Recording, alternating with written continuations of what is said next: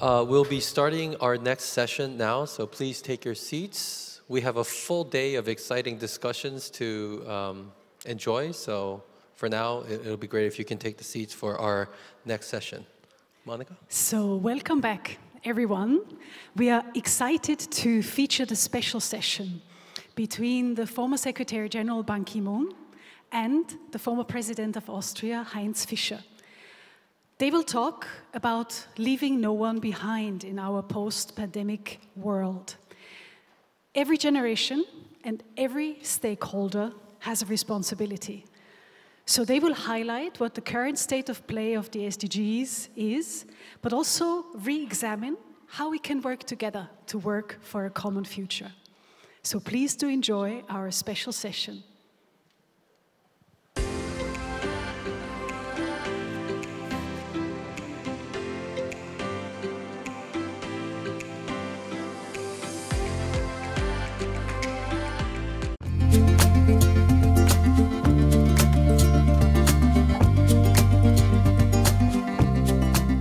Dr. So Seung-hwan, President of Yonsei University, Dr. Heinz Fischer, former President of Austria, Madame Graça Machel, Vice President of the Elders, Excellencies, distinguished guests, ladies and gentlemen.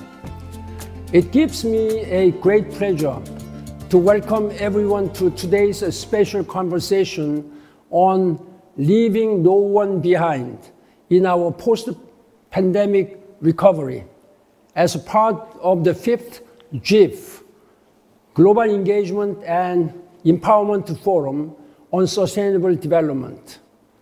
The world has changed a great deal since we first started this forum back in 2018.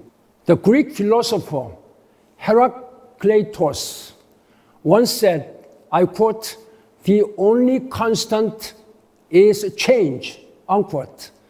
Yet the magnitude of this change is immense, and we are grappling with an unknown and uncertain reality. But let us remind ourselves once again that we have battled successfully, navigated a series of momentous crises through most of human history, and this time is no difference. It is always useful to seek wisdom and advice from those who have lived through history. It's a great pleasure for me to introduce my distinguished co-panelist, who is also my dear colleague and my mentor, Dr. Heinz Fischer, former President of Austria, with whom I have been working very closely with you all the times. He has served in public service for more than 40 years, including serving 2 terms as Federal President of the Republic of Austria from 2004 to 2016. As President of Austria, he has given me strong support and guidance while I was serving as a UN Secretary General. Now, I invite you, President Fischer, to say a few words and begin our dialogue on major global issues. Thank you. Over to you. Thank you very much, my dear friend Ban Ki-moon, Excellencies, distinguished guests, and I come directly to our discussion and to the subject of the discussion. If I say the SDGs are one of the most valuable and important product of the work of the United Nations in the last decades. And I will never forget the moment in the framework of this General Assembly when the SDGs were adopted unanimously. And it was in autumn 2015. And I was one of the many delegates who congratulated Secretary General Ban Ki-moon to the success. You, Secretary General Ban Ki-moon, you know it much better because you were in the midst of the work. I would ask you to continue in describing our listeners and the audience the relevance of the SDGs. Nobody can do better than. Thank you, President Fischer, for your very kind words as well as welcoming words of encouragement. When it comes to SDGs, I am personally proud to have prioritized the adoption of SDGs. This SDG really is designed to make sure that by 2030, there should be nobody who will suffer from abject poverty. There will be nobody who will die needlessly from preventable diseases. And there should be nobody who will not be able to finish middle school education, etc., etc. Then it also talks about climate change as well as gender equality. That's what we have been committed all together. And then at this time, we are just half of this process of SDGs. Can we make sure that the SDGs can be implemented fully? My answer, unfortunately, regrettably, is no. For example, Bertelsmann's Foundation of Germany, the UN SDG, and Asian development banks, I have been working very closely with them. Their study says that the Sustainable Development Goals will not be materialized by the end of 2030. This is a reality because our world has been troubled by continuing war and climate change issues, a lot of floodings, drought, and all these climate-related phenomena has been affecting our efforts to implement Sustainable Development Goals. And there was clearly some lack of political will among the leaders, political leaders in the world. That is why Antonio Guterres, he has been reaching out many relevant organizations, including Club de Madrid and many other organizations. Then he decided to convene a United Nations Social Summit in 2025, 5 years before the deadline of Sustainable Development Goals, so that during those 5 years, member states should come out with the successor vision, which will be a follow-up of Sustainable Development Goals. We must make sure that we have a successor vision as soon as possible, so that when we reach 2030, that we will have, without hesitation, without waiting, another stronger, more concrete vision to implement our goals. I'd like to discuss with you about what is happening in your continent, in Europe. That means the illegal aggression of Russia, of Ukraine. This is totally unacceptable in this 21st century. A great power, Security Council permanent member, nuclear weapon state, Russia has made an unwarranted attack against Ukrainian people. And what is your take about observations, and what do you think international community needs to do? When do you think this war will end?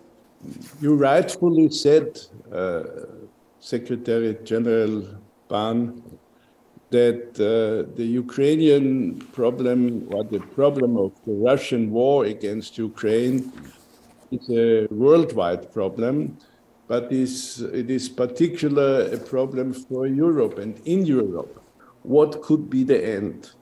I only hope, and that's the hope number one, that this war will not transfer and change into a nuclear conflict. That would be the worst what could happen. But every other solution is also very risky and very problematic. But the task of the world, of the free world, of Europe, of the United States, of Asian countries, is to stop the aggression, and this is not possible without military support on the one hand, and to try to avoid an escalation up to the use of nuclear weapons. Whether this will be possible in this year, 2023, or whether it will be a war that lasts 2 years or 3 years, I don't know, but I know that the relations between Europe and Russia and other countries in Russia are very heavily damaged. And my last remark is, after all, we must keep in our mind that even after the war is ended, in that way or in another way, Russia will be a big country. Must again, as it was possible after World War II, we must again find a way of coexistence between Russia and Europe. And this will a very, very difficult task, but we have to work on it because there is no alternative, in my opinion. That's what I can, in the most short way, in this interesting discussion.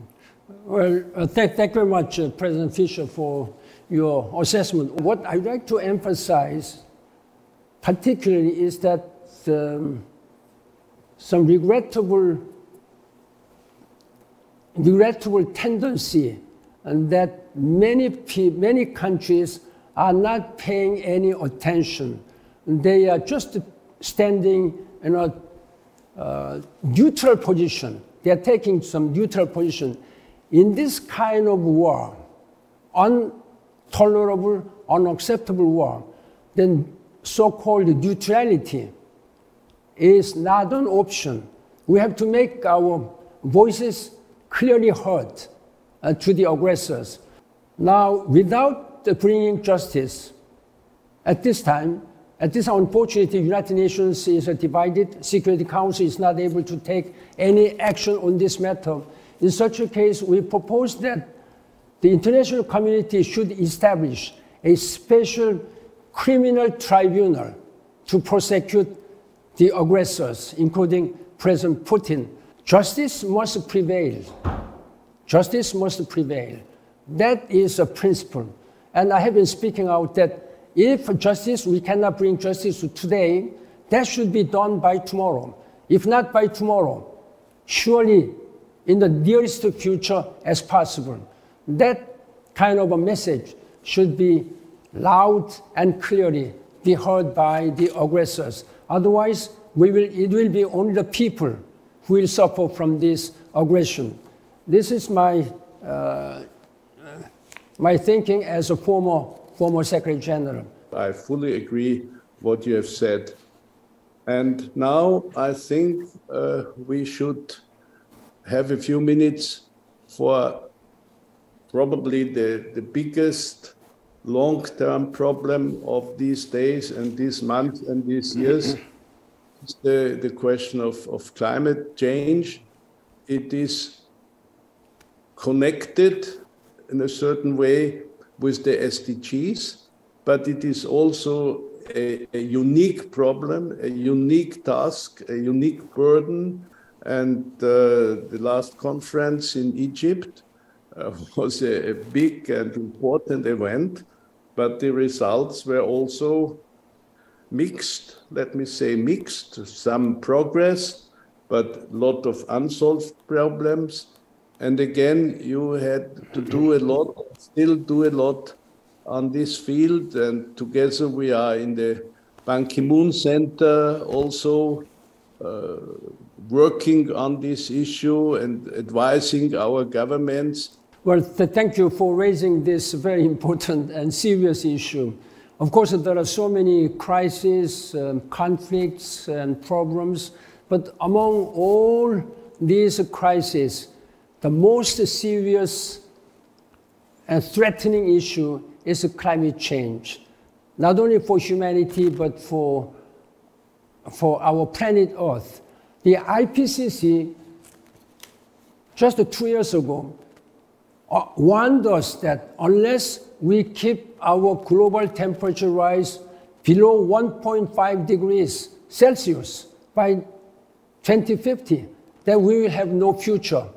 And what is more troubling, more surprising, is that the World Meteorological Organization, that's a UN organization, announced last year that the global temperature has already risen 1.01 degrees as of 2021. That means we have only 0.4 degrees left to go. Can we keep this promise by 2050? I don't think it is possible. That is why we have to make sure that carbon neutrality by 2050 must be realized at any cost. More than 150 countries have promised that they will decarbonize their societies by 2050. If we do not meet this carbon neutrality by 2050, then there will be no hope for us to meet this target. Therefore, we have to use all necessary resources and political will. The most important thing at this time, weapon, would be the leveling up the ambition of political leaders. If political leaders raise their ambition level, then I think we can do. There will be some means to mobilize, even though the political leaders do not have much respect for what they have been doing. But at this time, political leaders should really exercise their political will, leadership. That will be important. Another one which I regret very much is that the lack of financial support and technological support for developing countries. For I'm urging, again, world leaders, particularly OECD countries, they provide the financial and technological support. We have to help African countries, Southeast Asian countries, and small island developing worlds, and even including Latin America, so that they can adapt to this worsening climate phenomena. Otherwise, we'll have to be responsible for our succeeding generation. There is no time to waste. There's no time to waste. We have to act now. Now, we are now looking forward to COP28, which will be held in Dubai, United Arab Emirates this year. And there was some progress in the United Kingdom COP26, and also Sharm el-Sheikh COP27, particularly on loss and damage issues. These loss and damage issues has been there almost 3 decades. Now they have agreed to provide the financial support for developing countries for what they have been damaged. Developing countries do not have much political responsibility for what happened at this time, but they are the largest. They have been affected largest. Therefore, we have to really provide necessary support so that either developing or developed countries, all the countries can really be able to address these climate change issues. Well, you described the problem very, very correct and exactly and warning and engaged. And I observe, and I can imagine that in Republic of Korea it is similar, that in particular the younger generation, supported by a growing number of scientists, is becoming more and more impatient.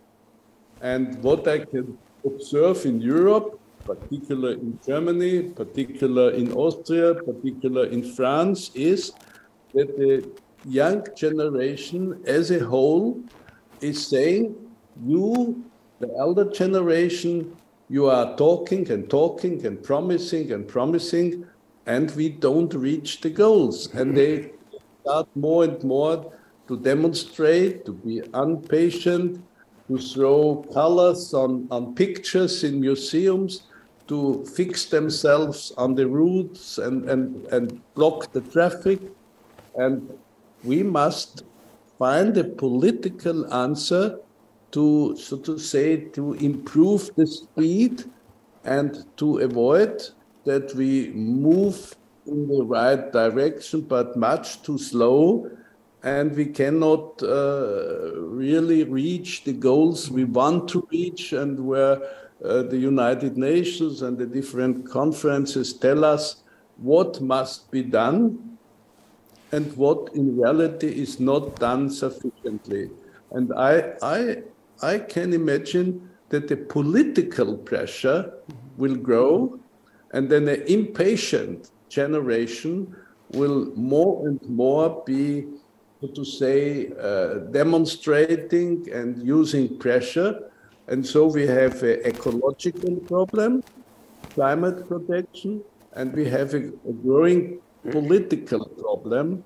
And our generation or the next generation of politicians must find an answer to this particular situation. Yes, I fully agree with you. Well, thank you very much, President Fischer, for your taking time. We had a very constructive and useful exchange of views on matters of our common concerns.